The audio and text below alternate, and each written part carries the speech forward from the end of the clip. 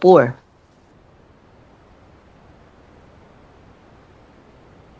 Mm. Okay. Ito pong government funds heavily subsidizing yung housing programs for the poor. Kaya in the magnitude of billions of pesos. Yun namang pong disenyong... Sabi mo, wala sa budget eh. Isusingit pa lang sa budget pero ang priority would be the condominium. Na sinasabi mo 3.2 million units by 2028. Yun ang question ko sa DSUD. Bakit pinaprioritize yung middle class when your mandate is to help the poor and the homeless? Yung pong binanggit ko, Mr. President, na mga ipopropose pa lamang ng DSUD, na public rental housing at saka yung dalawa pa. Bukod po doon, yung existing na pinagkakagastusan ng GAA ng NHA. Why are you prioritizing the 3.2 million condominium for the middle class when your mandate is to help the poor and the homeless? Dapat yun ang first priority. In fact, that is our problem in Las Piñas, that yung inyong condominium na pinopropose, it's not for the poor and the homeless, it's for the middle class. So why are we providing houses for the middle class? They can buy from others because they can afford it. Our priority should be the poor and the homeless. Kasi sa amin, sa Las Piñas, maraming poor and homeless na informal settler. That should be the priority, how to give them houses. Before kasi, yung aming CNP program, we're just giving land to the poor and the homeless. And they will try to save money to build their homes, better homes in the future. And ang amortization lang nun, 500 pesos a month. So they can afford it. The poor and the homeless, they can afford it. Even the tricycle driver and the mga nagtitinda sa palengke. But now, they are prioritizing condominium. Ang condominium, ang mahal. It's for the middle class. It's not for the poor. Tapos paaalisin nila doon sa lupa yung poor, lalagyan nila ng condominium. Saan nila dadalhin yung poor? That's our experience in Las Piñas. So I'm telling the secretary what is our experience in Las Piñas. Yes, Mr. President. Nakikinig mabuti ang Secretary sa inputs ng ating mga colleagues sa bawat locality natin. Kasi lahat yan, pag pinagsama-sama, really give us the national situation sa housing na sinusubukang tugunan ng department. I think what the department is trying to do, Mr. President, good gentlewoman, ay sabay na trabahuin ito with government funds, prioritizing housing for the poor. Nakatira doon sa lupa, natatayuan nila ng condominium. Saan dadalhin yung mahihirap na cannot afford the condominium? Mr. President, kahit sa condominium, sinasabi nga po ng DSUD na pati ang condominium ay for the poor as long as may interest subsidy. So sinusubukan po ng department mag-innovate sa mga programa. 4,000 a month. Hindi daw po, Mr. President, but I'll get the updated figure on that. Ang pinopromote nila, 4,000 a month.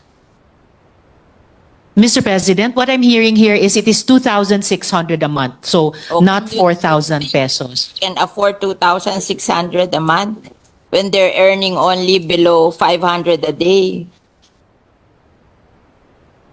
Kasi ang kino-question ko is yung model na condominium. Mahal ang condominium eh. So, it's not for the poor and the homeless.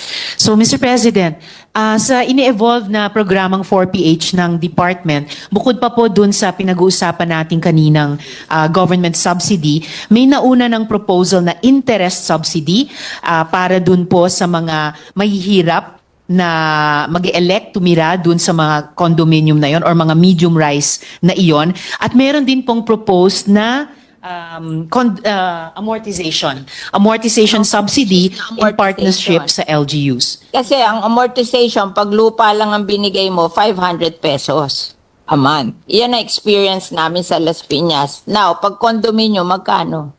Ang proposal po sa ngayon, dun sa amortization subsidy in partnership sa LGU ay 1,500 pesos a month. 1,500 pesos. So, ang ina-announce sa amin, 4,000 a month. Okay. Oh, this is amortization subsidy. Amortization po na yan.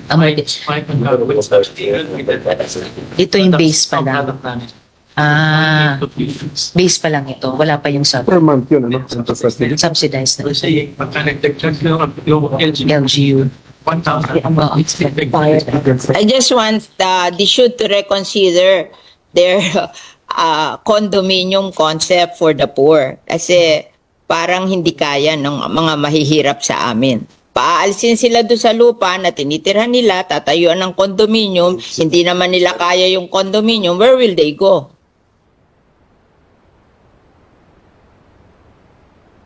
Tama. Hindi sila beneficiary. That is what will happen. Oh. Whereas if yung lupa dinivide sa kanila 500 a month lang. Oh, mas safe 'yon. Bakit tatayuan ng kondo?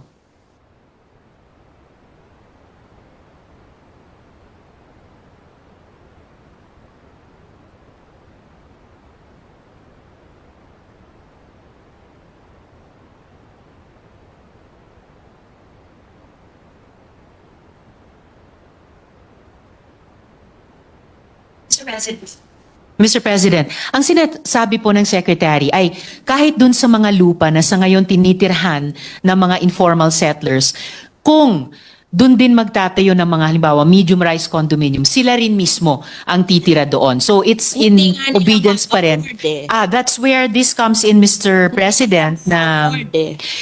yun That's yung the problem. yun po. Why will you insist on building them condominiums when you can distribute the land to them 500 a month lang? Ang babayaran nila. Why will you insist on building condominium? Dahil kikita ka doon sa contractor ng condominium na may porsyento ka doon, kaya pinag-i-insist mo yung condominium. O Actually, bakit nyo ini-insist ang condominium? Payag naman yung mahihirap na i-distribute na lang yung land sa kanila and that's 500 a month.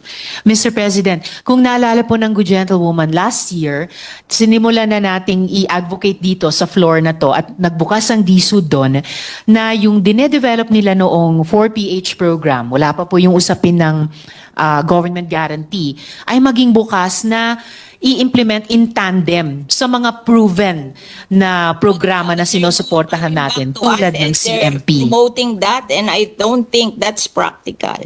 That's why I'm questioning you para mag-isip kayo uli kung tama yung ginagawa nyo kasi nakalagay sa mandate nyo to help the poor and the homeless. Yes. But the poor and the homeless cannot afford the condominium. Why not distribute the land under the community mortgage program na 500 a month lang ang ano nila? Ba't ayaw nyo nun? Katulad namin, itong inyong NHA, ay some of the people na homeless sa amin along the River Drive na hindi naman pwedeng ibigay sa kanila yung easement ng ilog. They are being relocated to Naik. Ang ano doon, no down payment, 700 ang hulog, townhouse. O, mas better pa yon kesa magtayo ka ng condominium sa Las Piñas tapos hindi naman ma-afford ng mga tao. Saan mo dadalhin yung mga tao? O, paaalisin nyo doon sa lupa, tatayuan nyo ng kondo. Saan nyo dadalhin yung hindi kayang magbayad sa kondo? O, di homeless na naman yon. Hindi ba unfair sa kanila? Pinaalis mo doon sa lupa na tinatayuan nila, tatayuan mo ng kondo, tapos ibibigay mo sa middle class, tapos yung mga mahihirap, wala na naman bahay.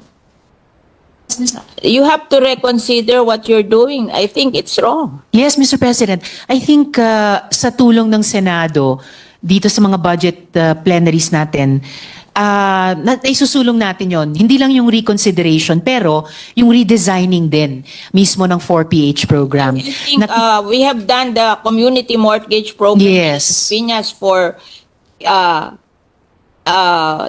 I think 30 years.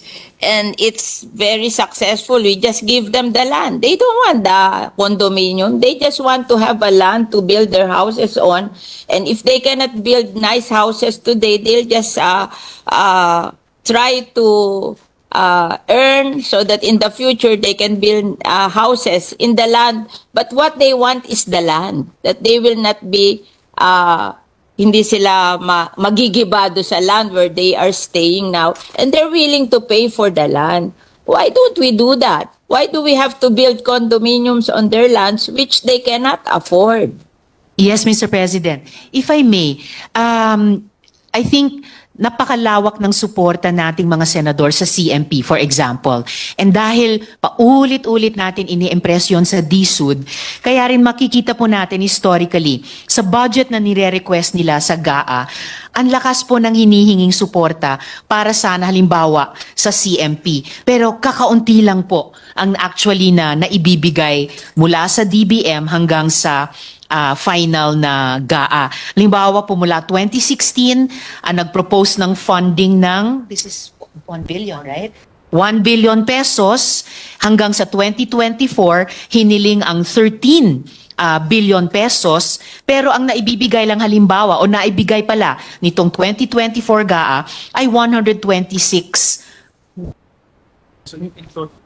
But you, Yes, you so will have over- money to so- build condominium. Sorry, what? No.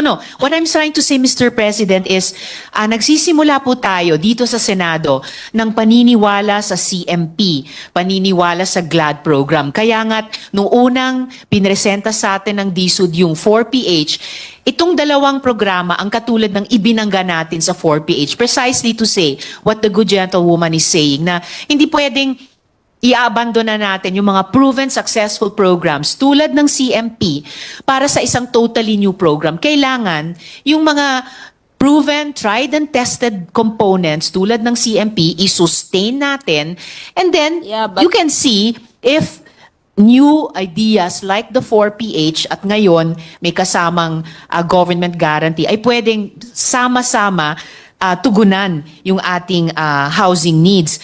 Ganon din po ang nagiging karanasan But historically. if we have land there, Ano po? and they can buy the land and Well- distribute it to the poor, why will we have to build condominium which they cannot afford? Just Opo. give them the land.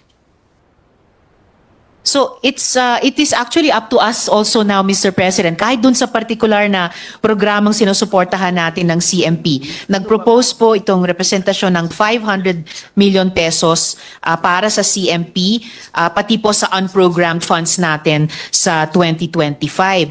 Ang historically din po sa budget na hinihingi ng DSUD at key shelter agencies, pero aktual na ibinibigay ng DBM, halimbawa sa SHAFC, historically humingi po tayo para sa kanila ng 14.8 billion pesos, pero 121 million pesos lamang po ang naibigay. But we are not abandoning kahit alin sa mga Gagamitin mo sa condominium kung yung lang land lang na murang-mura hindi mo magawa. Anong model yun sa condominium?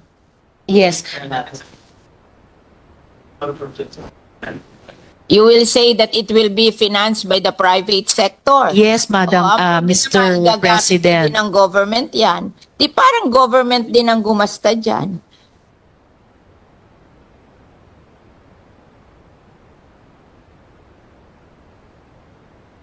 Kasi kami, in Las Piñas, we're very successful sa CMP program. The poor can afford that. Why are we abandoning it at gusto natin tayuan ng condominium when it's more affordable for the poor? Mr. President, if I may make a few more points of record para lang makompleto din itong discussion namin ng good gentlewoman. Ang priority po ng DSUD kasi hindi yung lupa lang. Gusto ng Secretary ay pag bumili ng lupa, magtatayo din po ng bahay in various forms. Yung forms na gusto natin sa CMP, sa GLAD program ng SHAFC, and ang tinetest natin ay kung pwedeng i-complement yan nitong 4PH na may government guarantee. Condominium kung kanila. Kaso kukunin nila yung lupa ng mga informal settler. Tatayuan nila ng condominium. Where will the informal settler go? Pero They that- cannot afford the condominium. Paaalisin nila doon. Saan nila hindi dadalhin? po. Hindi po pa. Paalisin eh. Ganun na ang pinopromote sa amin eh. This is on the ground. Kaya ako nagsasalita, I'm hearing it in the ground. Napaalisin sila dahil pinangangakuan sila ng condominium. Tapos tinanong ko, how will you pay for the condominium? Ang sabi nyo, mag-uutang sa Pag-ibig. Pag hindi sila napasa sa Pag-ibig, hindi sila pwedeng bumili ng condominium. O where will they go? Mr.